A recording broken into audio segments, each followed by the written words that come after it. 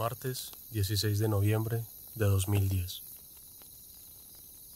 Este es un hecho absolutamente real, y como verán, las personas con las que lo viví son de absoluta credibilidad, dada su calidad intelectual y seriedad, lo cual garantiza la autenticidad del hecho. Hace más o menos 4 años, para una Pascua de Resurrección, fui llamado a la antigua casa de unos parientes de mi cuñada Matilde, esposa de mi hermano José Javier. Como decía, me llamaron urgentemente para ver a las 2 hijas del matrimonio residente de la casa a la cual me reservó su dirección, para no comprometer a sus habitantes. Me llamaron, como declaraba, para examinar a las niñas, pues se encontraban en un franco estado de angustia y tensión nerviosa, ocasionado por algo que las tenía asustadas desde hacía varios días. Las niñas, de 12 y 13 años, me refirieron en diálogo atropellado que desde hacía varias semanas algo producía unos ruidos extraños debajo de una de las camas de su habitación, ruidos que se iniciaban en cuanto ellas se acostaban y que no les permitía dormir, como obviamente se notaba por las profundas ojeras de ambas criaturas. Lloraban relatando el curioso suceso, evidenciando su estado de angustia. Revisamos cuidadosamente la cama, incluso la desarmamos y volvimos a armar, sin encontrar nada fuera de lo normal en un mueble de esa naturaleza, teniendo en cuenta la antigüedad del mismo. Luego de hablar con las niñas y verificar que su estado no ameritaba ningún tratamiento farmacológico, sino más bien razonamientos lógicos sobre el suceso, traté de conseguir algunos datos más que me orientaran en la explicación del mismo. Por mera curiosidad, le solicité su permiso para observar el mueble durante la noche, y para su tranquilidad, les manifesté que algunos artefactos, con el paso del tiempo, pueden, por el envejecimiento normal de la madera, adquirir sonidos que pueden muy bien malinterpretarse o asimilarse con otros fenómenos paranormales. Les juro, mis queridos amigos, que ni yo mismo me creí la tesis dadas las circunstancias, y prometí volver al día siguiente en horas de la noche. Mi amigo Roberto Lehmann, hombre dado a la investigación de todo aquello que se sale de lo normal, mi primo Rafael Bustamante y su esposa Marta Muñoz, otros estudiosos de las ciencias ocultas y paranormales, mi prima Carmen Amanda Bustamante, curiosa entre curiosas, la reconocida pianista Teresita Ante, profesora de música y canto de la Facultad de Bellas Artes de la Universidad del Cauca, mi hermano José Javier y su esposa Matilde Chávez Rengifo, también profesora de canto y música, quien para ese entonces ejercía la decanatura de Bellas Artes. Se empeñaron en hacer parte de la excursión y al día siguiente nos dirigimos a eso de las 10 de la noche a la casa en cuestión, con el ánimo de develar el misterio de la cama tonante. Hicimos acostar a las niñas después de hablar razonablemente con ellas y esperamos pacientemente a que se durmieran.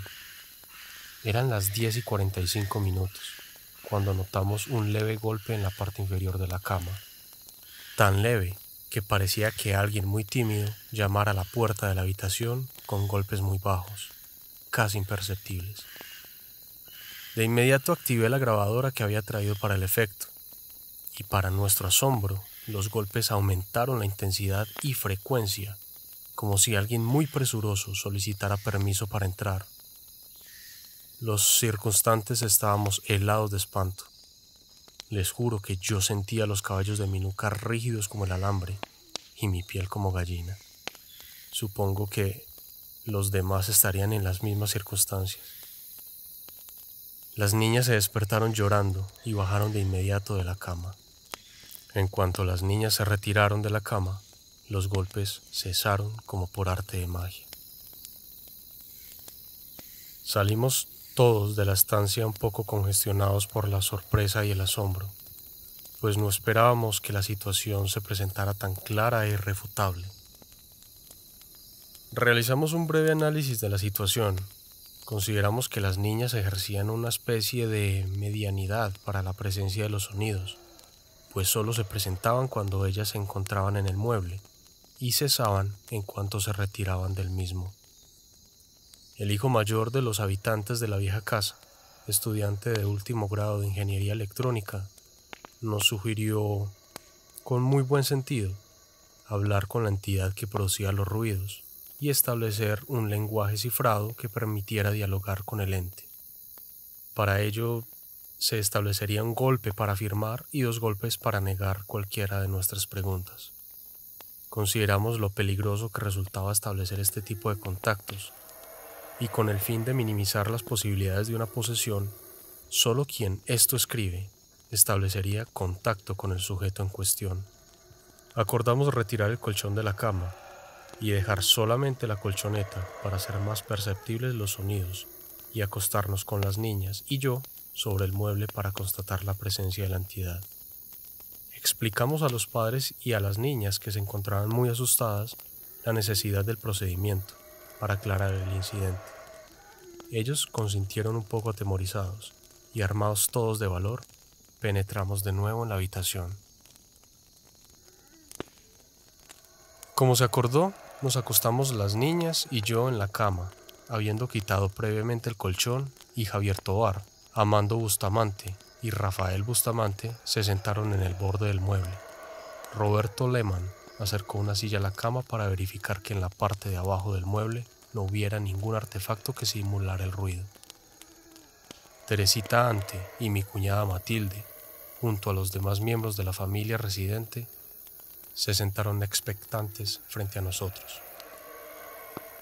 A los pocos minutos se iniciaron de nuevo los golpes imperceptibles y muy leves en la parte inferior de la cama.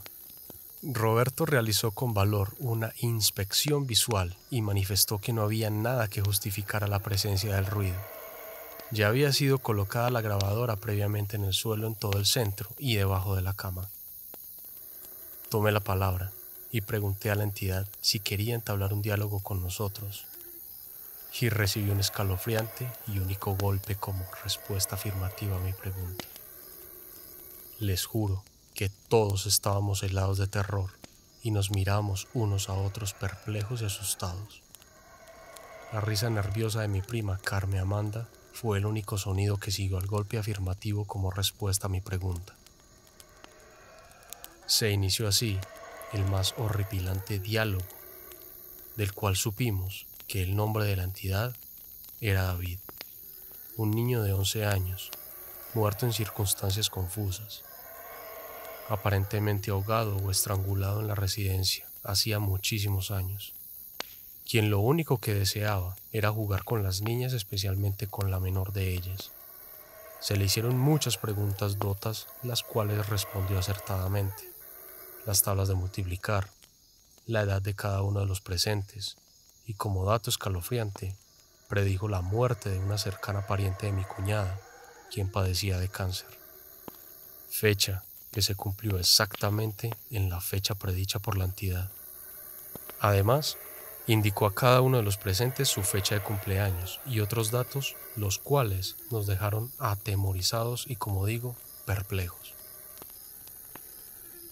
Posteriormente, Teresita Ante inició diálogo con la entidad y le manifestó que debía trascender del estado inferior en que se encontraba para que se liberara de su karma. Esto produjo una serie de golpes de inusitada fuerza que nos hicieron salir disparados y aterrorizados de la cama, pues parecía como si la entidad hubiese entrado en cólera. Volvimos a ella y se le preguntó si le gustaba la música y si quería escuchar el canto. Respondió afirmativamente, y Teresita Ante y Matilde Chávez, con sus bellas voces de soprano, ejecutaron un canto gregoriano que produjo gran exaltación en la entidad, pues sus golpes se convirtieron en una furiosa descarga que nos hacía mover en el mueble. Era indescriptible lo que estábamos presenciando, pues con el peso de las niñas, mi prima Carmen Amanda, Rafael Bustamante, mi hermano Javier y yo, la cama tenía aproximadamente un peso de 300 a 400 kilos, y las tablas se levantaban como si un invisible maestro de piano estuviera tocando las teclas del instrumento. Sentíamos por todo nuestro cuerpo el impacto de nuestros golpes y la intensidad de la descarga aumentaba en la medida en que las voces de las sopranos aumentaban la intensidad de la melodía. Esto fue ya irresistible y salimos todos muy sobrecogidos por la experiencia. Estoy seguro que ninguno hasta ahora ha superado el impacto emocional que causó la presencia de la entidad en nuestro espíritu. Todo quedó grabado, los extraños golpes, nuestras voces de terror, las preguntas y el canto de Teresita y Matilde como prueba irrefutable del hecho. Durante los días siguientes, los padres de las niñas se negaron a continuar con el experimento a pesar de nuestras súplicas, con el ánimo de estudiar científicamente el suceso. Sé que se deshicieron del mueble y los golpes desaparecieron por un tiempo. Sin embargo, recientemente me informaron que ahora se escuchan por toda la casa y extrañas luces aparecen en diferentes sitios de la misma. Las cosas desaparecen y aparecen en los sitios más inverosímiles. En una casa donde el arte es parte integral de la vida cotidiana, las partituras de música desaparecen de sus atriles para reaparecer arrugadas, ajadas y rotas en cualquier parte. La ropa lavada, planchada y ordenada en los armarios se encuentra arrugada en el suelo y se escuchan sonidos nocturnos no compatibles con los ruidos normales de la casa. Supongo que las niñas, ya mayorcitas, habrán asimilado el curioso suceso y lo habrán racionalizado. El hecho es que aún persiste el espanto de la casona de Popayán. Matilde Chávez de Tovar, una de las personas que presenciaron los hechos de esta historia de terror, es doctora cum laude en musicología de la Universidad de Salamanca, España, y profesora actual de la misma. Licenciada en Educación Musical de la Universidad del Cauca, estudios superiores en Dirección Coral de la Universidad Católica de Santiago de Chile, profesora titular de la Universidad del Cauca, tanto en Colombia, Chile y España. Matilde ha desarrollado una amplia actividad de dirección coral. Matilde nos ha distinguido con una nota que corrobora su presencia y detalla aún más su experiencia en la mencionada historia payanesa de terror. Nuestros agradecimientos a la doctora Matilde por su nota.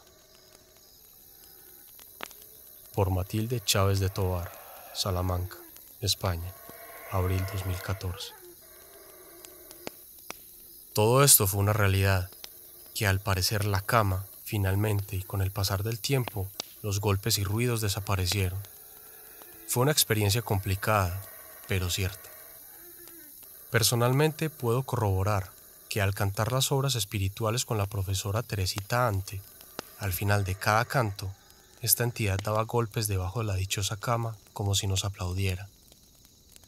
Yo le pregunté mi fecha de nacimiento y con golpes dio la fecha, nombrando número a número, 1, 9, 5, 4. Teresita le dijo la oración de Santa Juana de Arco y le pidió buscar la luz y descansar. Bueno, fue tremendo. Mis partituras de música, y esto desde que yo estudiaba guitarra clásica, me aparecían en otro lugar del cuarto de donde las había dejado, y esto en el lapso del sueño nocturno normal. Pero creo que a estas alturas la casa está saneada y no se ha vuelto a escuchar cosas raras. Con mi cordial saludo, Matilde.